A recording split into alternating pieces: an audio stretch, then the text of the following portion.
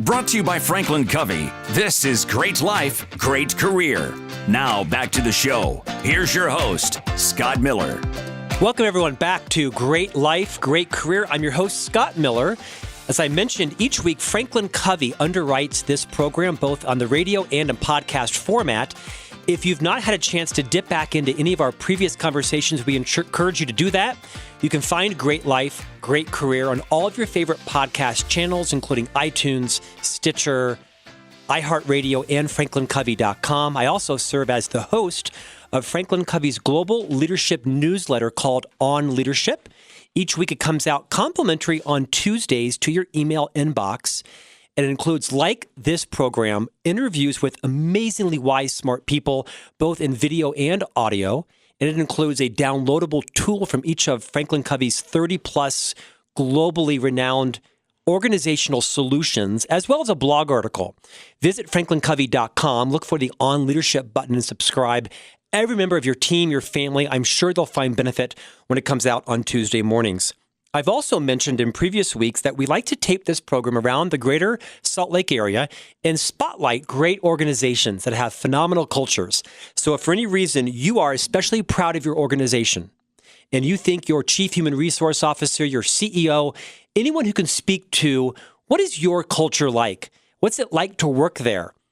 By all means, email our producer, Travis, at lifeandcareer@franklincovey.com, lifeandcareer@franklincovey.com. You also can call us at 801-449-1876. In the coming weeks, we'll be at Workers' Compensation Fund, Health Equity, and other great organizations around the Salt Lake area. Now, most importantly, let's introduce today's guest. Todd Davis is the Chief People Officer of the FranklinCovey Company, kind of like the people person for the people company. So if you had, the smartest technology expert at Google, or the chief designer at Ralph Lauren, or the sports expert at Nike, we have the same equivalent today. This is one of the wisest people I've ever had the privilege of encountering. He's authored the new book, Get Better, 15 Proven Practices to Building Effective Relationships at Work. And our theme today is going to be around building a winning culture. Todd Davis, welcome to Great Life, Great Career. Thank you, Scott. Honored to be here. Todd, I mentioned in our opening that of the past 30 or plus interviews we've had, yours is the highest rated and most downloaded. And I want you to, for a moment, check your humility. I mean, be a little bit arrogant around the popularity of your book.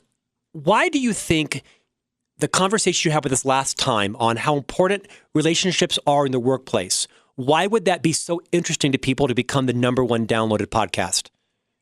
Ah, shucks. Yeah. No, seriously. Tell me why. I'll check the humility. Tell us why that's so important. I appreciate that. I don't believe, and this isn't because I'm being overly humble, I don't believe it's because anyone knows who Todd Davis is, but I believe and actually know from speaking around the world that this concept of relationships is critical. It's everyone relates to it. And it's more than just a nice to have, which we used to all think about. If you can get a lot of work done and have great relationships in the process, that's wonderful.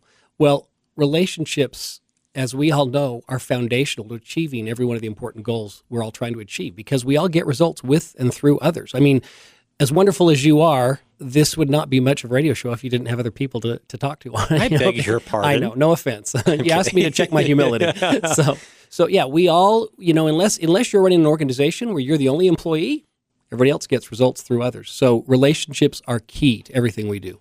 In fact, Todd, you are the equivalent of the CHRO of our organization, global firm, offices in, close to 60 countries. You are responsible for a lot of interviewing, a lot of hiring, and less fortunately, a lot of terminations.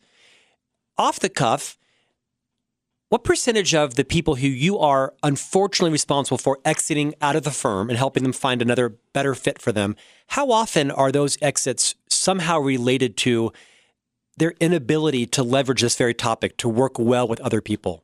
Yeah, that tends to be key. I mean, certainly people sometimes need to find another place because of a lack of a skill set that they've been able to develop. Right. But more often than not, it's not the skill set. It's the ability or lack of ability to adapt, be flexible, all of those things that play into our ability to work with others. Todd, our theme today is building a winning culture, and I'm going to guess there's some correlation between relationships and culture. Let's start kind of large, and you are an expert on this. You're an expert on building cultures. You speak around the world. In fact, you just came off a multi-city tour. You, I think, were in Scotland and England and Italy. You were in Oman, Dubai. You were in Nigeria and other places I've forgotten. I'm guessing that although cultures are different, people are similar.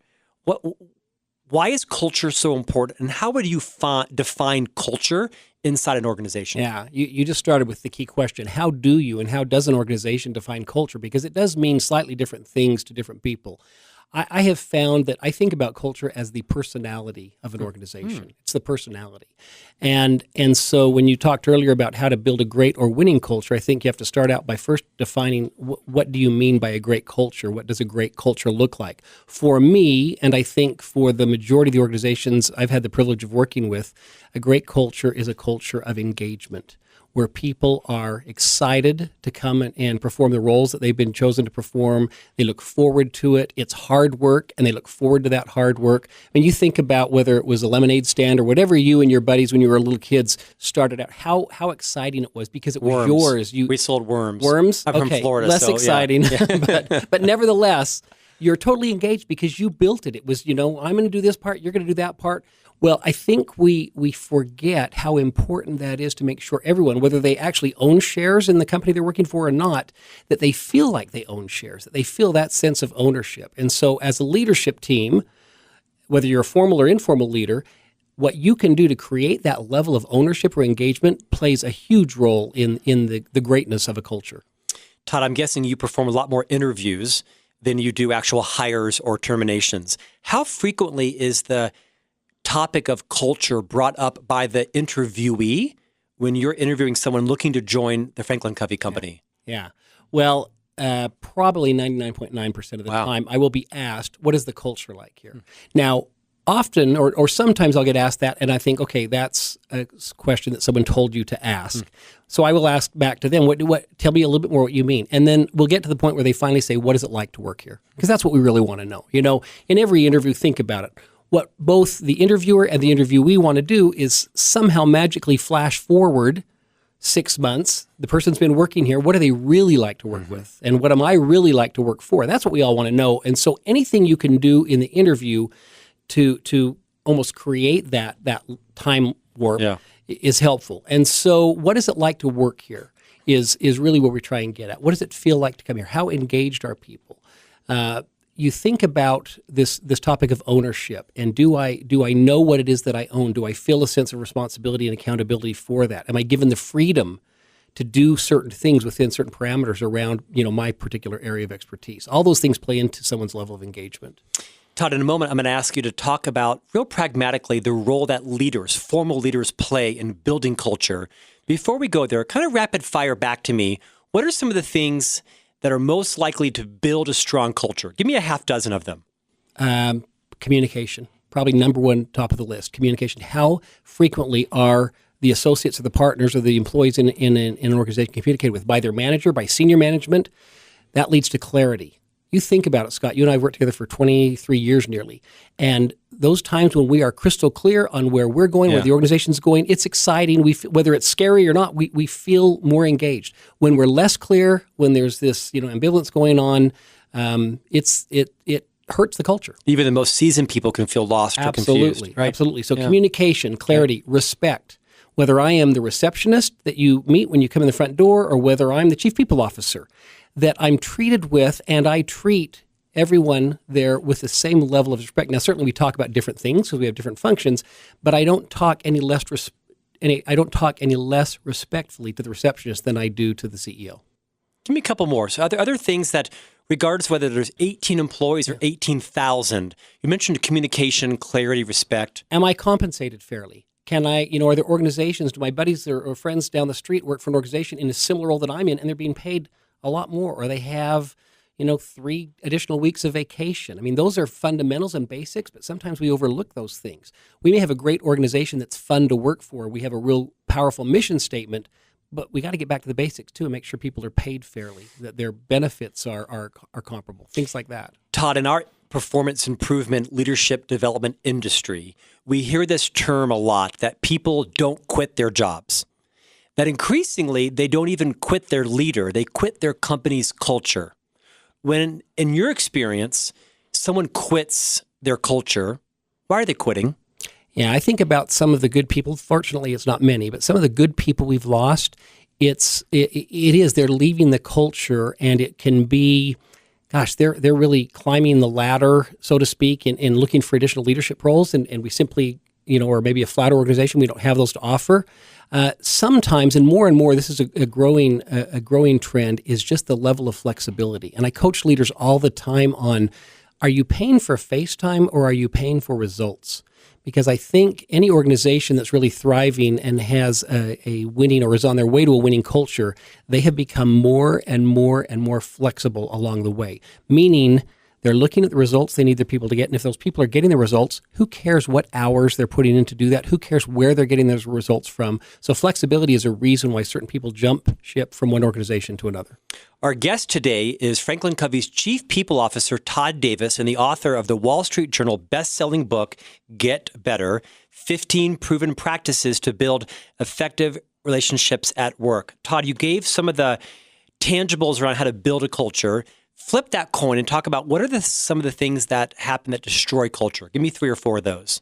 Well, an easy answer would be to say the opposite of all the things I just said, but really a lack of clarity. I've worked with organizations where there is I don't know that it's intentional, but there is a real challenge with communication. And so people should just come and do what they're supposed to do without a clear vision of what part of the organization they're contributing to, why they do matters. And so I think leaders who don't get real clear on communication and making sure, as many books have been written about the why behind the what is our purpose and why is your role important to that, and why you do really matters. So I think that lack of communication has really hurt the culture. I think, as I was saying a minute ago, this rigidity to do things how we've always done them.